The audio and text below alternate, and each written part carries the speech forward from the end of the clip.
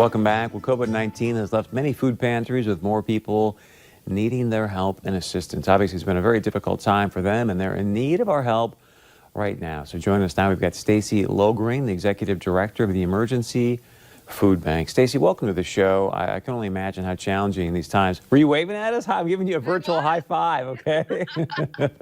I like that. We need that right now. So if you don't mind, tell us a little bit about how this COVID-19 situation has been impacting you and your clients. Yeah, no problem. One thing I do want to point out right away, it's just point of context, is we're the Emergency Food Pantry, and we are often confused with the food bank. So again, our title is Emergency Food Pantry. So what we do is we offer a wide variety of food to people in need. And what we've seen is we've been able to still offer the same amount of food and the same types of food. We've actually added an extra basket for families who are struggling this spring. And the thing we think about is when you hear about food basket, you might consider it to be a box or two of food. And actually a wide variety of food that comes into that food cart. You know, if you look around the country, and I saw some pictures last week where there's just these long, long lines at different food pantries and whatnot. So are you seeing similar scenarios? You know, I've heard about some of the longer lines, and it's a little startling to me in some of the larger areas. We have new people who've never used our service before come in every day. And so the thing that we're still able to do is accomplish getting people support. So we do have some lines, but usually when we're open for about 2 hours at a time, people are able to get in and out during that time. Good.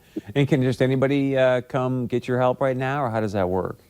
Yeah, we're really looking for people who are impacted by maybe loss of income, whether it's fully unemployed or just some changes. We do see a lot of people struggling just with the general day-to-day needs. And we do have a poverty guideline, but I think especially when somebody's had reduced income or aren't working, definitely qualifies to come into us.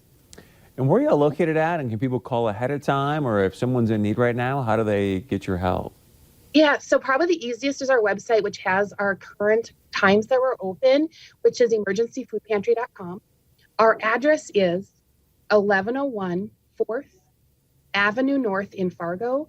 If it's a person for the first time, it's great to have them call ahead just because we do have one form that we fill out ahead of time, and it speeds up the process because we are doing check-ins outside.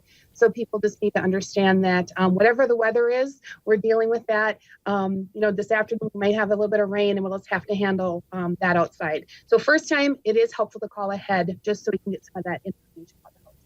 Thank you for that, and thank you for what you guys are doing to help people in our community. So now let's talk about what we can do to help you in this situation. What can our community do to help you guys out?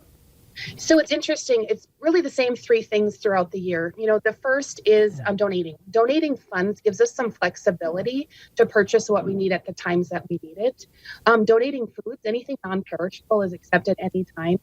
Currently, just to save time and space, we are isolating those items for 3 days, but then we get it into the rotation and inventory. And we are still accepting a few volunteers at a time. Of course, we want people to be following the CDC recommendations, and we still are in need of occasional volunteers. Good stuff. I got about 30 seconds left. Excuse me, if you want to give out your website one more time, anything else you want to add? Absolutely. www.emergencyfoodpantry.com. And I just want to say thank you for this opportunity. I think that many people are experiencing kind of that feeling of survival during this pandemic response. And I know that a lot of clients are dealing with that day to day. 1 in 9 people in Cass and Clay counties live in poverty. And I think that's a hidden factor. And now with the pandemic, people are maybe getting closer to that than they ever have in the past. Yeah, it's a very challenging time. Thanks for all you're doing. We really, really appreciate it. Keep up the great work. Thank you for the opportunity. Thank you very much. All right, stay with us. We got a lot more coming up right here on North Dakota Today.